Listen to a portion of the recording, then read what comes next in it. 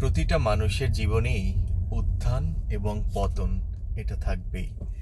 কিছু কিছু মানুষ আজ খুব ভালো আছে, কাল আবার খারাপ সিচুয়েশনে পড়তেই পারে।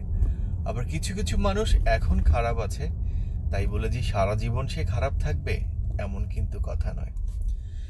আজ তুমি যখন খারাপ আছো, তোমার অবস্থান যখন একটু খারাপ সিচুয়েশনের মধ্যে থেকে যাচ্ছে, দেখবে যে মানুষগুলো একসময় তোমার ডান পাশে বাম পাশে তোমার সঙ্গী ছিল, সফর সাথী ছিল, বাসা থেকে বেরোলেই তারা তোমাকে জড়িয়ে ধরতো সুন্দর একটা হাসি দিয়ে, আজ তোমার এই খারাপ অবস্থানটার কারণে সেই লোকগুলো তোমাকে দেখলে অন্যদিকে মাথা ঘুরিয়ে নেয়, অন্যদিকে চোখ ঘুরিয়ে নেয়, সামনাসামনি পড়লেও মাথাটা নিচু করে অথবা আর একদিকে এমন করে তাকিয়ে হেঁটে যায়, কারণ তুমি যেন তাকে হাই বলে ডাক না দাও। কারণ তারা হয়তো বা এখন ভাবে, যেহেতু তুমি খারাপ সিচুয়েশনে আছো, যদি তুমি তাদেরকে ডেকে বলো যে কিছু টাকা দাও, কিছু হেল্প করো, এই জিনিসগুলোকে তারা অ্যাভয়েড করার জন্য তোমাকেই অ্যাভয়েড করে যায়।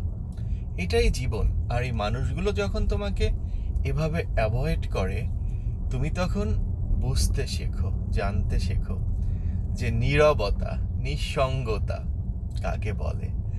আর এই মানুষগুলো যখন তোমাকে এরকম ছোট ছোট করে অ্যাভয়েড করে তোমার পাশ থেকে চলে যায় না, তখন তুমি নতুন করে মনে মনে আবার বাঁচতে শিখো, নতুন করে তোমার স্বপ্নগুলোকে শক্ত করে কিন্তু আবার দেখতে শিখো। কারণ কিছু মানুষের ইগনোর, কিছু মানুষের অবহেলা, কিছু মানুষের যে মানুষগুলো একটা সময় হয়তো তোমার টাকাতেই সকালবেলা ব্রেকফাস্ট করতো, দুপুরবেলা লাঞ্চ করতো, হয়তো বা রাতের বেলা বাসায় যাওয়ার সময় তোমার পকেট থেকে ওই 10, 20, 50 টাকা নিয়েই বাসায় তারা যেত।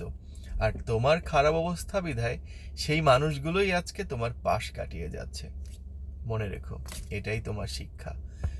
যদি এরপরেও তোমার শিক্ষা না হয়, জীবনে কখনোই আর তখন শিখতে পারবে না। এই খারাপ অবস্থান থেকে, এই খারাপ সময় থেকে, এই খারাপ সিচুয়েশন থেকে নিজেকে আবার নতুন করে শক্ত করে গড়ার চেষ্টা করো।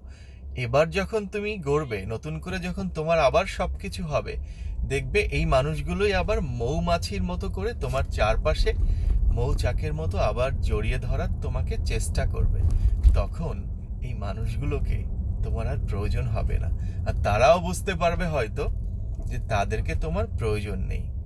সো কাকে তোমার প্রয়োজন, কাকে তোমার প্রয়োজন হবে না, তোমার দুঃসময়, খারাপ সময় এটা ভালো করে শিখে নিতে পারবে।